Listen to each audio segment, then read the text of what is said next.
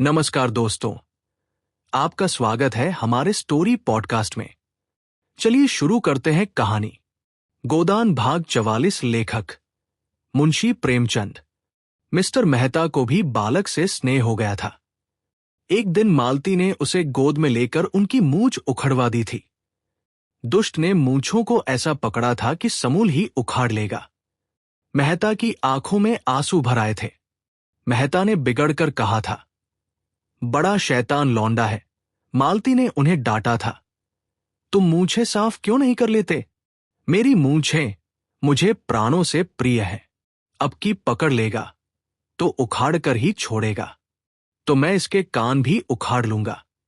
मंगल को उनकी मूंछें उखाड़ने में कोई खास मजा आया था। वो खूब खिलखिलाकर हंसा था और मूंछों को और जोर से खींचा था। मगर मेहता को भी शायद मूंछें उखड़वाने में मजा आया था, क्योंकि वह प्राय 2-1 बार रोज उससे अपनी मूंछों की रस्साक्षी करा लिया करते थे। इधर जब से मंगल को चेचक निकल आई थी, मेहता को भी बड़ी चिंता हो गई थी। अक्सर कमरे में जाकर मंगल को व्यथित आंखों से देखा करते। उसके कष्टों की कल्पना करके उनका कोमल हृदय हिल जाता था। उनके दौड़ धूप से वह अच्छा हो जाता तो पृथ्वी के उस छोर तक दौड़ लगाते। रुपए खर्च करने से अच्छा होता तो चाहे भीख ही मांगना पड़ता, वो उसे अच्छा करके ही रहते। लेकिन यहां कोई बस न था। उसे छूते भी उनके हाथ कांपते थे, कहीं उसके आबले न टूट जाएं। मालती कितने कोमल हाथों से उसे उठाती है, कंधे पर उठाकर कमरे में टहलती है और कितने स्नेह से उसे बहलाकर दूध पिलाती है। ये वात्सल्य मालती को उनकी दृष्टि में न जाने कितना ऊंचा उठा देता है। मालती केवल रमणी नहीं है, माता भी है, और ऐसी वैसी माता नहीं, सच्चे अर्थों में देवी और माता और जीवन देने वाली, जो पराये बालक को भी अपना समझ सकती है, जैसे उसने मातापन का सदैव संचय किया हो और आज दोनों हाथों से उसे लुटा रही हो। उसके अंग अंग से मातापन खूटा पड़ता था, मानो यही उसका यथार्थ रूप हो। ये हाव भाव, ये शौक सिंगार उसके मातापन के आवरण मात्र हों, जिसमें उस विभूति की रक्षा होती रहे। रात को एक बज गया था। मंगल का रोना सुनकर मेहता चौंक पड़े। सोचा, बेचारी मालती आधी रात तक तो जागती रही होगी। इस वक्त उसे उठने में कितना कष्ट होगा। अगर द्वार खुला हो तो मैं ही बच्चे को चुप करा दूं। तुरंत उठकर उस कमरे के द्वार पर आए और शीशे से अंदर झांका। मालती बच्चे को गोद में लिए बैठी थी और बच्चा अनायास ही रो रहा था। शायद उसने कोई स्वप्न देखा था या और किसी वजह से डर गया था। मालती चुमकारती थी, थपती थी, तस्वीरें दिखाती थी, गोद में लेकर टहलती थी, पर बच्चा चुप होने का नाम न लेता था। मालती का ये अटूट वात्सल्य, ये अदम्य मातृभाव देखकर उनकी आंखें सजल हो गईं। मन में ऐसा पुलक उठा कि अंदर जाकर मालती के चरणों को हृदय से लगा ले। अंतस्तल से अनुराग में डूबे हुए शब्दों का एक समूह मचल पड़ा। प्रिये, मेरे स्वर्ग की देवी, मेरी रानी, डार्लिंग। और उसी प्रेमोन्माद में उन्होंने पुकारा, मालती, जरा द्वार खोल दो। मालती ने आकर द्वार खोल दिया और उनकी ओर जिज्ञासा की आंखों से देखा। मेहता ने पूछा, क्या झुनिया नहीं उठी? ये तो बहुत रो रहा है। मालती ने संवेदना भरे स्वर में कहा, आज 8वां दिन है, पीड़ा अधिक होगी। इसी से तो लाओ, मैं कुछ देर टहला दूं। तुम थक गई हो। मालती ने मुस्कुरा कर कहा, तुम्हें जरा ही देर में गुस्सा आ जाएगा। बात सच थी, मगर अपनी कमजोरी को कौन स्वीकार करता है? मेहता ने जिद करके कहा, तुमने मुझे इतना हल्का समझ लिया है। मालती ने बच्चे को उनकी गोद में दे दिया। उनकी गोद में जाते ही वह एकदम चुप हो गया। बालकों में जो एक अंतर्ज्ञान होता है, उसने उसे बता दिया, अब रोने में तुम्हारा कोई फायदा नहीं। ये नया आदमी स्त्री नहीं, पुरुष है, और पुरुष गुस्सेवर होता है और निर्दयी भी होता है, और चारपाई पर लेटाकर या बाहर अंधेरे में सुलाकर दूर चला जा सकता है और किसी को पास आने भी न देगा। मेहता ने विजय गर्व से कहा, देखा कैसा चुप कर दिया। मालती ने विनोद किया, हाँ, तुम इस कला में कुशल हो। कहाँ सीखी? तुमसे। मैं स्त्री हूं, और मुझ पर विश्वास नहीं किया जा सकता। मेहता ने लज्जित होकर कहा, मालती, मैं तुमसे हाथ जोड़कर कहता हूं, मेरे उन शब्दों को भूल जाओ। इन कई महीनों में मैं कितना पछताया हूं, कितना लज्जित हुआ हूं, कितना दुखी हुआ हूं। शायद तुम इसका अंदाज न कर सको। मालती ने सरल भाव से कहा, मैं तो भूल गई, सच कहती हूं। मुझे कैसे विश्वास आए? उसका प्रमाण यही है कि हम दोनों एक ही घर में रहते हैं, एक साथ खाते हैं, हंसते हैं, बोलते हैं। क्या मुझे कुछ याचना करने की अनुमति न दोगी? उन्होंने मंगल को खाट पर लिटा दिया, जहां वो दबक कर सो रहा था, और मालती की ओर प्रार्थी आंखों से देखा जैसे उसी अनुमति पर उनका सब कुछ टिका हुआ हो। मालती ने आर्द्र होकर कहा, तुम जानते हो, तुमसे ज्यादा निकट संसार में मेरा कोई दूसरा नहीं है। मैंने बहुत दिन हुए अपने को तुम्हारे चरणों पर समर्पित कर दिया। तुम मेरे पथ प्रदर्शक हो, मेरे देवता हो, मेरे गुरु हो। तुम्हें मुझसे कुछ याचना करने की जरूरत नहीं, मुझे केवल संकेत कर देने की जरूरत है। जब मुझे तुम्हारे दर्शन न हुए थे और मैंने तुम्हें पहचाना न था, भोग और आत्मसेवा ही मेरे जीवन का इष्ट था। तुमने आकर उसे प्रेरणा दी, स्थिरता दी। मैं तुम्हारे एहसान कभी नहीं भूल सकती। मैंने नदी की तट वाली तुम्हारी बातें गांठ बांध ली। दुख यही हुआ कि तुमने भी मुझे वही समझा जो कोई दूसरा पुरुष समझता, जिसकी मुझे तुमसे आशा न थी। उसका दायित्व मेरे ऊपर है, ये मैं जानती हूं, लेकिन तुम्हारा अमूल्य प्रेम पाकर भी मैं वही बनी रहूंगी, ऐसा समझकर तुमने मेरे साथ अन्याय किया। मैं इस समय कितने गर्व का अनुभव कर रही हूं, ये तुम नहीं समझ सकते। तुम्हारा प्रेम और विश्वास पाकर अब मेरे लिए कुछ भी शेष नहीं रह गया है। ये वरदान मेरे जीवन को सार्थक कर देने के लिए काफी है। ये मेरी पूर्णता है। ये कहते कहते मालती के मन में ऐसा अनुराग उठा कि मेहता के सीने से लिपट जाए। भीतर की भावनाएं बाहर आकर मानो सत्य हो गई थी। उसका रोम रोम पुलकित हो उठा। जिस आनंद को उसने दुर्लभ समझ रखा था, वो इतना सुलभ, इतना समीप है, और हृदय का वो आह्लाद मुख पर आकर उसे ऐसी शोभा देने लगा कि मेहता को उसमें देवत्व की आभा दिखी। ये नारी है या मंगल की, पवित्रता की और त्याग की प्रतिमा।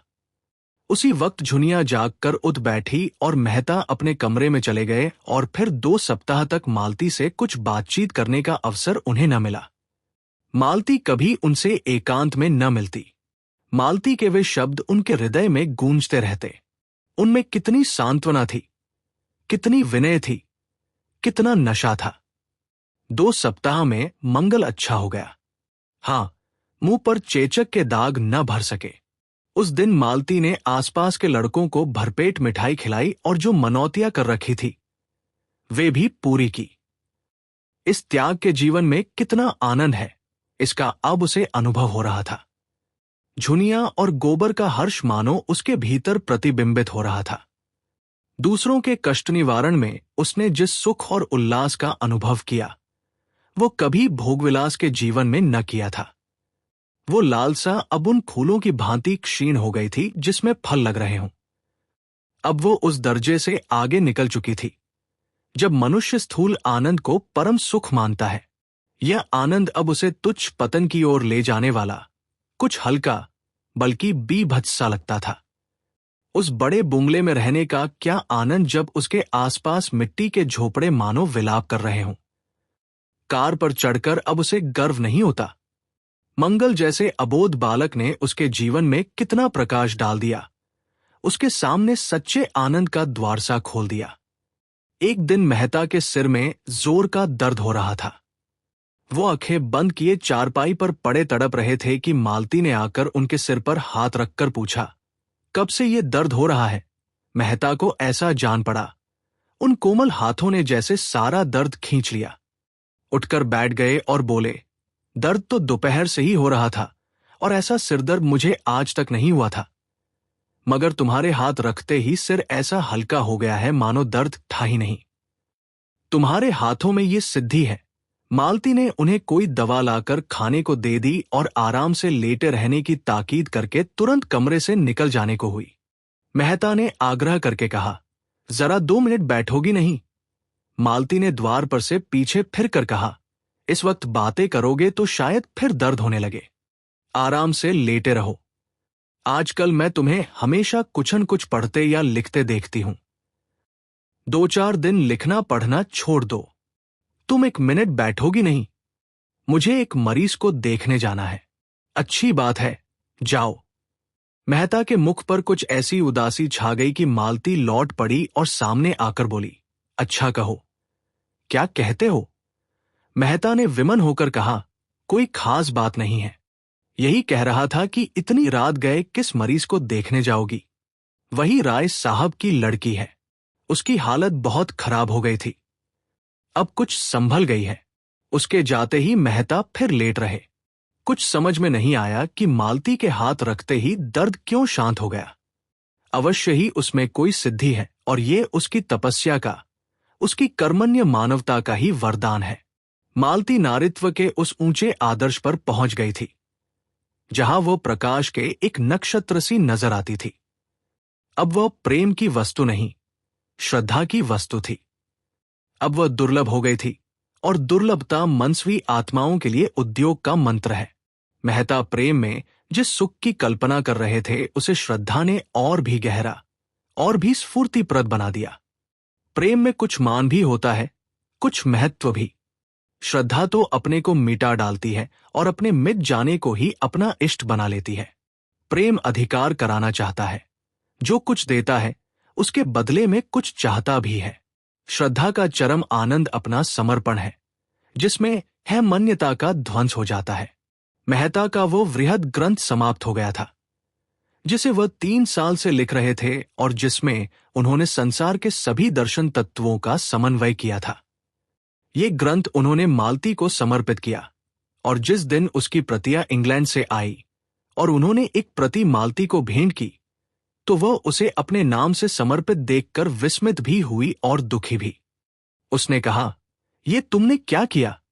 मैं तो अपने को इस योग्य नहीं समझती। मेहता ने गर्व से कहा, लेकिन मैं तो समझता हूं। ये तो कोई चीज नहीं। मेरे तो अगर 100 प्राण होते तो वे तुम्हारे चरणों पर न्योछावर कर देता। मुझ पर, जिसने स्वार्थ सेवा के सिवा कुछ जाना ही नहीं। तुम्हारे त्याग का एक टुकड़ा भी मैं पा जाता तो अपने को धन्य समझता। तुम देवी हो, पत्थर की, इतना और क्यों नहीं कहते? त्याग की, मंगल की, पवित्रता की। तब तुमने मुझे खूब समझा। मैं और त्याग, मैं तुमसे सच कहती हूं, सेवा या त्याग का भाव कभी मेरे मन में नहीं आया। जो कुछ करती हूं प्रत्यक्ष या अप्रत्यक्ष स्वार्थ के लिए करती हूं। मैं गाती इसलिए नहीं कि त्याग करती हूं या अपने गीतों से दुखी आत्माओं को सांत्वना देती हूं, बल्कि केवल इसलिए कि उससे मेरा मन प्रसन्न होता है। इसी तरह दवा दारू भी गरीबों को दे देती हूं, केवल अपने मन को प्रसन्न करने के लिए। शायद मन का अहंकार इसमें सुख मानता है। तुम मुझे ख्वामख्वाह देवी बनाए डालते हो। अब तो इतनी कसर रह गई है कि धूप दीप लेकर मेरी पूजा करो। मेहता ने कातर स्वर में कहा, वो तो मैं बरसों से कर रहा हूं मालती, और उस वक्त तक करता जाऊंगा जब तक वरदान नहीं मिलेगा। मालती ने चुटकी ली तो वरदान पा जाने के बाद शायद देवी को मंदिर से निकाल फेंको। मेहता संभल कर बोले, अब तो मेरी अलग सत्ता ही नहीं रहेगी। उपासक उपास्य में लय हो जाएगा। मालती ने गंभीर होकर कहा, नहीं मेहता, मैं महीनों से इस प्रश्न पर विचार कर रही हूं और अंत में मैंने ये तय किया है कि मित्र बनकर रहना स्त्री पुरुष बनकर रहने से कहीं सुखकर है। तुम मुझसे प्रेम करते हो, मुझ पर विश्वास करते हो और मुझे भरोसा है कि आज अवसर आ पड़े तो तुम मेरी रक्षा प्राणों से करोगे। तुम में मैंने अपना पथ प्रदर्शक ही नहीं, अपना रक्षक भी पाया है। मैं भी तुमसे प्रेम करती हूं, तुम पर विश्वास करती हूं और तुम्हारे लिए कोई ऐसा त्याग नहीं है जो मैं न कर सकूं।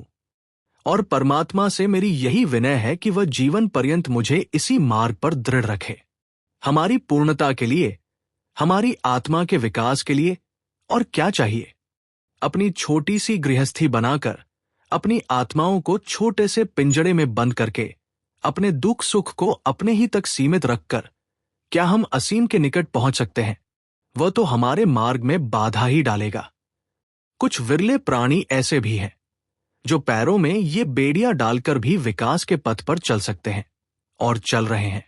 मैं ये भी जानती हूं कि पूर्णता के लिए पारिवारिक प्रेम और त्याग और बलिदान का बहुत बड़ा महत्व है, लेकिन मैं अपनी आत्मा को उतना दृढ़ नहीं पाती। जब तक ममत्व नहीं है, अपंत्व नहीं है, तब तक जीवन का मोह नहीं है, स्वार्थ का जोर नहीं है। जिस दिन मन मोह में आसक्त हुआ और हम बंधन में पड़े, उस क्षण हमारा मानवता का क्षेत्र सिकुड़ जाएगा। नई नई जिम्मेदारियां आ जाएंगी और हमारी सारी शक्ति उन्हीं को पूरा करने में लगने लगेगी। तुम्हारे जैसे विचारवान, प्रतिभाशाली मनुष्य की आत्मा को मैं इस कारागार में बंदी नहीं करना चाहती। अभी तक तुम्हारा जीवन यज्ञ था, जिसमें स्वार्थ के लिए बहुत थोड़ा स्थान था। मैं उसको नीचे की ओर न ले जाऊंगी। संसार को तुम जैसे साधकों की जरूरत है, जो अपनेपन को इतना फैला दे कि सारा संसार अपना हो जाए। संसार में अन्याय की, आतंक की, भय की दुहाई मची हुई है। अंधविश्वास का, कपट धर्म का, स्वार्थ का प्रकोप छाया हुआ है। तुमने वो आर्त पुकार सुनी है। तुम भी न सुनोगे तो सुनने वाले कहां से आएंगे? और असत्य प्राणियों की तरह तुम भी उसकी ओर से अपने कान नहीं बंद कर सकते। तुम्हें वो जीवन भार हो जाएगा। अपनी विद्या और बुद्धि को, अपनी जागी हुई मानवता को और भी उत्साह और जोर के साथ उसी रास्ते पर ले जाओ। मैं भी तुम्हारे पीछे पीछे चलूंगी। अपने जीवन के साथ मेरा जीवन भी सार्थक कर दो। मेरा तुमसे यही आग्रह है। अगर तुम्हारा मन सांसारिकता की ओर लपकता है, तब भी मैं अपना काबू चलते तुम्हें उधर से हटाऊंगी और ईश्वर न करे कि मैं असफल हो जाऊं। लेकिन तब मैं तुम्हारा साथ 2 बूंद आंसू गिराकर छोड़ दूंगी और कह नहीं सकती मेरा क्या अंत होगा, किस घाट लगूंगी। पर चाहे वो कोई घाट हो, इस बंधन का घाट न होगा। बोलो, मुझे क्या आदेश देते हो? मेहता सिर झुकाए सुनते रहे। एक एक शब्द मानो उनके भीतर की आंखें इस तरह खोले देता था जैसी अब तक कभी न खुली थी। वे भावनाएं जो अब तक उनके सामने स्वप्न चित्रों की तरह आई थी, अब जीवन सत्य बनकर स्पंदन हो गई थी। वो अपने रोम रोम में प्रकाश और उत्कर्ष का अनुभव कर रहे थे। जीवन के महान संकल्पों के सम्मुख हमारा बालपन हमारी आंखों में फिर जाता है। मेहता की आंखों में मधुर बाल स्मृतियां सजीव हो उठीं, जब वह अपनी विधवा माता की गोद में बैठकर महान सुख का अनुभव किया करते थे। कहाँ है वो माता? आए और देखे अपने बालक की इस सुकीर्ति को। मुझे आशीर्वाद दो। तुम्हारा वो जिद्दी बालक आज एक नया जन्म ले रहा है। उन्होंने मालती के चरण दोनों हाथ से पकड़ लिए और कांपते हुए बोले, तुम्हारा आदेश स्वीकार है मालती। और दोनों एकांत होकर प्रगाढ़ आलिंगन में बंध गए। दोनों की आंखों से आंसुओं की धारा बह रही थी।